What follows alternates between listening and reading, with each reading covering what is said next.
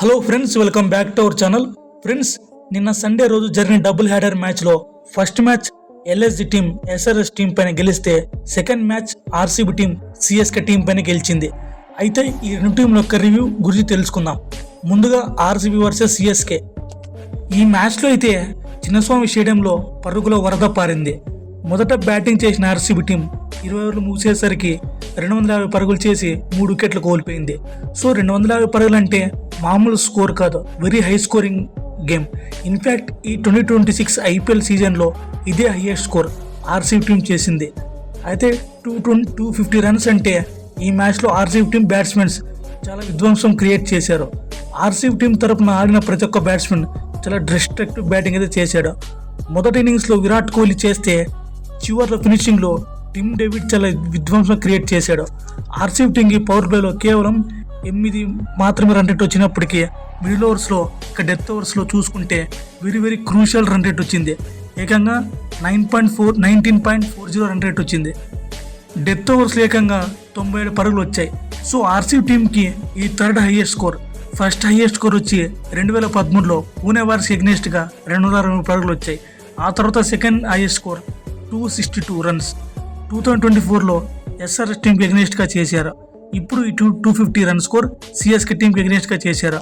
ఈ మ్యాచ్లో RCB team ఏకంగా 19 సిక్స్లు కొట్టింది. అందులో టిమ్ డేవిడ్ ఒక్కడే 9 సిక్స్లు కొట్టాడు. ఇక Rajat Patidar 6, Devdutt Padikkal 2, Phil Salt 2, Virat Kohli 1. So Royal Challengers Bengaluru team అయితే 250 పరుగులు చేస్తే అందులో టిమ్ డేవిడ్ ఒక్కడే 70 పరుగులు చేశాడు.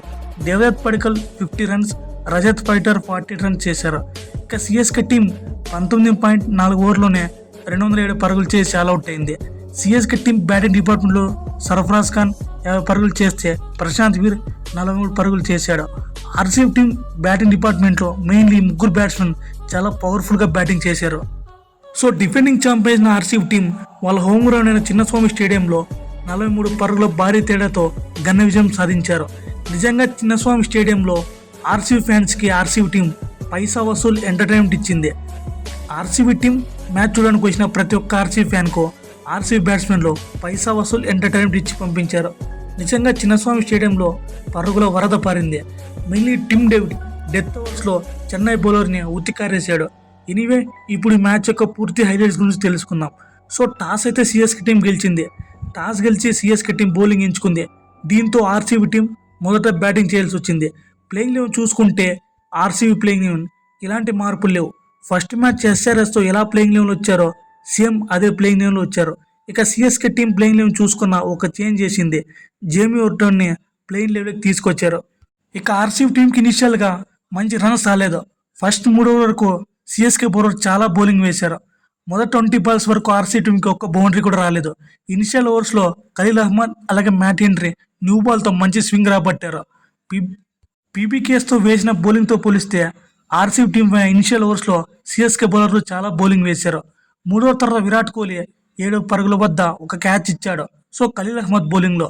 సో శివం దూబే అయితే చేతి దొరికిన క్యాచ్ వదిలేశాడు. దీంతో విరాట్ కోహ్లీకి లైఫ్ వచ్చింది. ఆ డ్రాప్ క్యాచ్ 21 రన్స్గా మారింది. సో విరాట్ కోహ్లీకి లైఫ్ వచ్చిన తర్వాత అగ్రెసివ్ మోడ్లోకి వెళ్ళిపోయాడు. విరాట్ కోహ్లీ బాగానే ఆడి 28 పరుగుల వద్ద అవుట్ అయ్యాడు. అన్షుల్ కంబోజ్ బౌలింగ్లో. విరాట్ కోహ్లీ అవుట్ అయిపోయిన నుంచి ఫిల్ సాల్ట్ రన్ స్కోర్ చేయడం మొదలుపెట్టాడు. అలా పవర్ ప్లే ముగిసేసరికి ఆర్సీబీ టీం స్కోర్ 57 పరుగులు చేసింది. ఇక మిడిల్ ఓవర్లో ఫిల్ సాల్ట్ అగ్రెసివ్గా ఆడడం మొదలుపెట్టాడు. సో ఫిల్ సాల్ట్ మొదట ఇన్నింగ్స్లో చాలా స్లోగా స్టార్ట్ చేసినప్పటికీ ఒకానొక పాయింట్లో 16 బాల్స్కి 15 పరుగులు మాత్రమే చేశాడు. ఇనిషియల్గా స్ట్రగుల్ అయినప్పటికీ మిడిల్ ఓవర్స్లో మాత్రం గేర్ మార్చి పవర్ఫుల్గా బ్యాటింగ్ చేయడం ప్రారంభించాడు. సో ఫిల్ సాల్ట్ అయితే 30 బంతుల్లోనే 46 రన్స్ కొట్టాడు. ఆ తర్వాత అన్షుల్ కంబోజ్, నూర్ అహ్మద్ బౌలింగ్ని కౌంటర్ అటాక్ చేశాడు.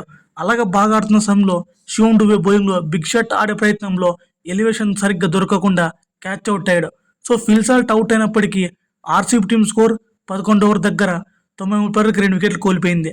ఆ తర్వాత వచ్చిన పడికల్ లాస్ట్ మ్యాచ్లో ఎస్ఆర్ఎస్ టీం తరపునే ఎలాంటి పర్ఫార్మెన్స్ ఇచ్చాడో అక్కడి నుంచి అదే ఇన్నింగ్స్ ఆడడం ప్రారంభించాడు. మెయిన్లీ శివం దుబే వేసిన ఒక ఓవర్లో 3 4లు 1 6 కొట్టి గేర్ మార్చి పవర్ఫుల్గా బ్యాటింగ్ చేశాడు. ఇక నూర్ అహ్మద్ కూడా వదలకుండా అతను కూడా చుక్కలు చూపించాడు. అలా పడికల్ 29 బంతుల్లోనే 50 రన్స్ పూర్తి చేశాడు. ఇక అదరంలో ఉన్న కెప్టెన్ రజత్ పైటర్ కూడా ఏమాత్రం తగ్గకుండా బ్యాటింగ్ వచ్చి రాగానే ఒక 6 కొట్టాడు. మొదట్లో 8 బంతుల్లోనే 20 పరుగులు చేశాడు.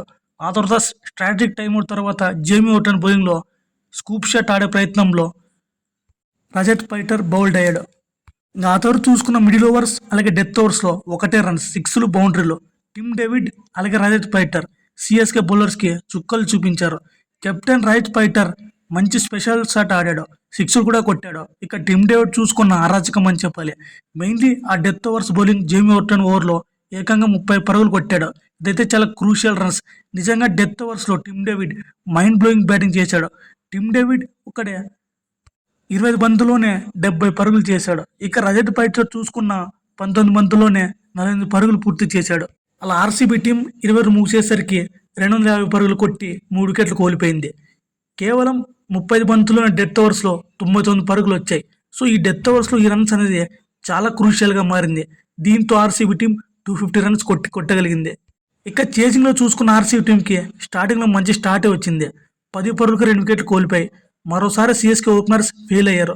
సో గైక్వాడ్ అలాగే సంజు శాంసన్ వరుసగా 3వ మ్యాచ్లో ఫెయిల్ అయ్యారు. ఇక నంబర్ 3లో వచ్చిన ఆయుష్ మాత్రే కూడా భువనేశ్వర్ బౌలింగ్లో అవుట్ అయ్యాడు. దీంతో భువనేశ్వర్ కుమార్ ఐపీఎల్ 200 వికెట్స్ తీసి మంచి ఫామ్లోకి వచ్చాడు. సిఎస్కే టాప్ ఆర్డర్ ఎర్లీగా అవుట్ అయినప్పటికీ నంబర్ 4లో వచ్చిన సర్ఫరాజ్ ఖాన్ 24 బంతులకే 50 కొట్టాడు. అలా పరుగులు ఉంచేసరికి సిఎస్కే స్కోర్ 78 పరుగులు చేసింది. 77 పరుగులు అంటే అందులో సర్ఫరాజ్ ఖాన్ స్కోరే 50 ఉంది. ఆ తర్వాత కార్తిక్ శర్మ, శివన్ డూబే కూడా పెద్దగా పర్ఫార్మెన్స్ అయితే ఇవ్వలేకపోయారు. బట్ చివరిలో జేమీ ఓవర్టన్ నుండి ప్రశాంత్ వీర్ నుంచి మంచి డీసెంట్ పార్ట్నర్షిప్ అయితే బిల్డ్ అయింది. అలా సిఎస్కే టీం 26 మూవ్ చేసేసరికి 207 పరుగులు కొట్టి ఆల్అవుట్ అయింది. దీంతో ఆర్సీబీ టీం హైయెస్ట్ మార్జిన్ 43 భారీ పరుగుల తేడాతో ఘన విజయం సాధించింది. ఈ మ్యాచ్లో విన్నింగ్ నాక్ ఆడిన టిమ్ డేవిడ్కి player of the match award ఇచ్చారు. ఇది ఫ్రెండ్స్ ఈ వీడియో. ఫ్రెండ్స్ ఈ వీడియో మీరు చివరికి చూసినందుకు very very thankful to you. ఇలాంటి ఐపీఎల్ ఇంట్రెస్టింగ్ వీడియోస్ కోసం మన ఛానల్ సబ్స్క్రైబ్ చేసుకోండి. రెగ్యులర్గా పొందాలంటే నోటిఫికేషన్ ఆన్ చేసుకోండి. Thank you for watching. Have a good day.